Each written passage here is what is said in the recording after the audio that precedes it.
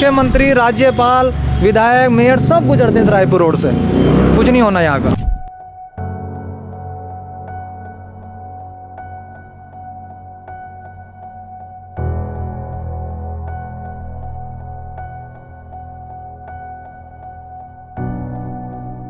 ऊंची इमारतों के साए में जमीन की सच्चाई सड़ रही है।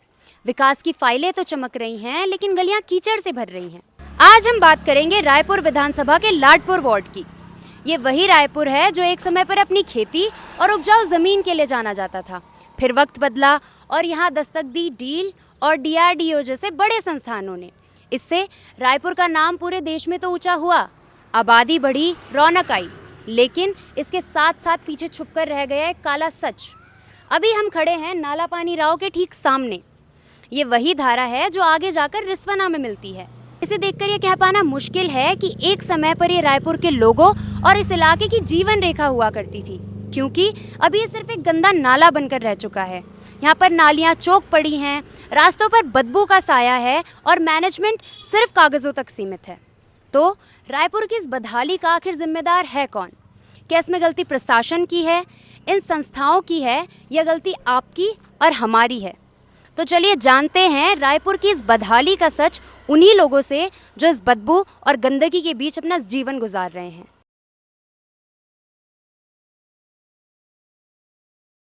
यहाँ एक तरफ तो बात होती है हिंदू राष्ट्र की, गौ माता की, लेकिन दूसरी तरफ अगर आप नज़र घुमा के देखेंगी तो ये वही गौवंश है जो आज कूड़ा खाने पर मजबूर है।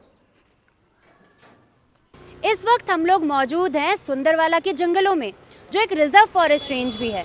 लेकिन जब हमारी टीम यहाँ से गुजरी तो उन लोगों ने पाया कि इस पूरे जंगल में भी प्लास्टिक का आतंक है। अभी हम खड़े हैं DRDO के ठीक सामने, जहाँ पर हमने पाया कि यहाँ पूरे एरिया में भी लोगों ने कूड़ा फेंक रखा है।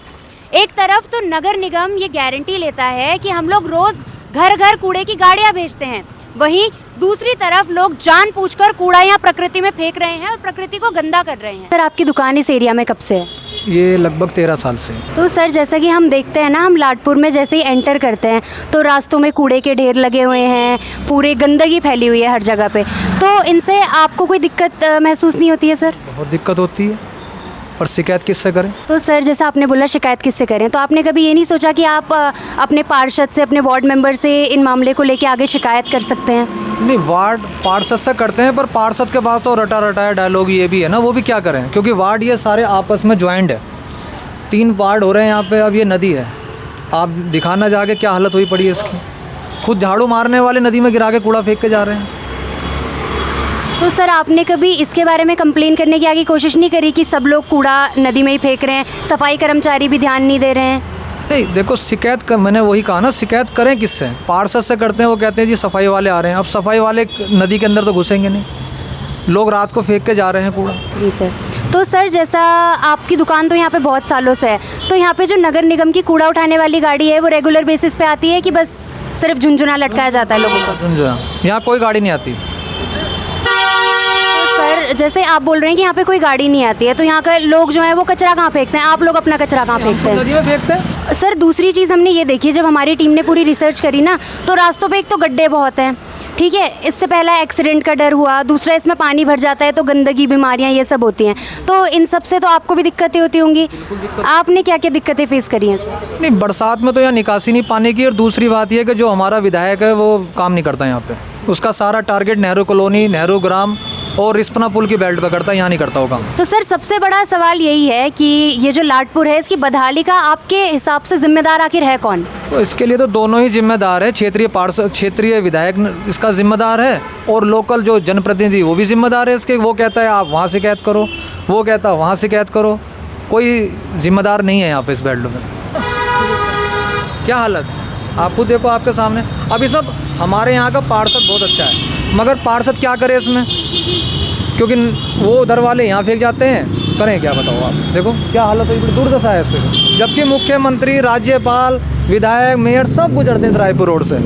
कुछ नहीं होना यहाँ का। आप तो यहाँ पे अपना ठेला बहुत समय से लगा रहे हैं, तो क्या जब नगर निगम की कूड़ा गाड़ियाँ यहाँ कूड़ा उठाने आती हैं कि लोग हैं जो यहाँ पे कूड़ा फैला के चले जाते हैं? बस कूड़ा फैला के चले जाते हैं, और नगर निगम यहाँ ठेली वाले आते हैं तो वो यहाँ मिलता है, उनका कोई नहीं है, वो उसके पहले वो फेंक देते हैं। हाँ, तो सर मतलब यहाँ पे नगर निगम की कोई गाड़ियाँ नहीं आती हैं? आती है, लेकिन वो आती तो चली जाती, कोई डालने वाला हो तो डाले, वो अपने आप उठाते नहीं, अपने आप उठाएं तो पड़ा क्यों रहे। तो सर मतलब नगर निगम की गाड़ियाँ आने के बाद भी लोग कूड़ा यहाँ रास्तों पे फेंक के जा रहे वो हैं? इसके पहले जाते हैं जब गाड़ी बाद को आती है।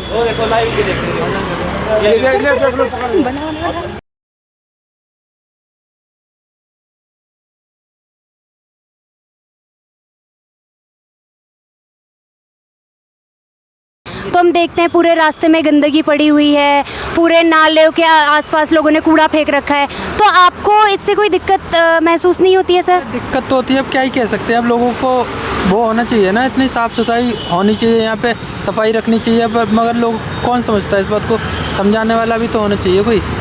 अब लोग समझते नहीं है इस बात को। तो सर जैसे कि आप बोल रहे हैं कि लोग नहीं समझते हैं, तो आप इस सफाई को लेके मतलब आपने अपनी तरफ से क्या कदम उठाए हैं सफाई मेंटेन रखने के लिए, बढ़ाने के लिए? मेरी तरफ से तो यही है कि सफाई रहनी चाहिए, हर जगह सफाई रहनी चाहिए, जो सब कचरा करे उसका चालन होना चाहिए, और सफाई ऐसी सफाई रहनी चाहिए रोड पे, वही तो। सर आपको यहाँ पे 5-6 साल हो गए, तो आपने कभी देखा है कि यहाँ नगर निगम की गाड़ी आ रही है, कूड़ा उठा रही है, या फिर लोग भी बस रास्ते में कूड़ा फेंक के चले जाते हैं? नहीं, रोड पे से तो नगर निगम वाले कूड़ा लेके नहीं जाते, ये गलियों में होती है, गलियों में घरों में डस्टबिन उठा उठा के ले जाते हैं। रोड पे से नगर निगम वाले नहीं लेके जाते हैं, झाड़ू लगाने वाले आते हैं बस खाली सुबह को।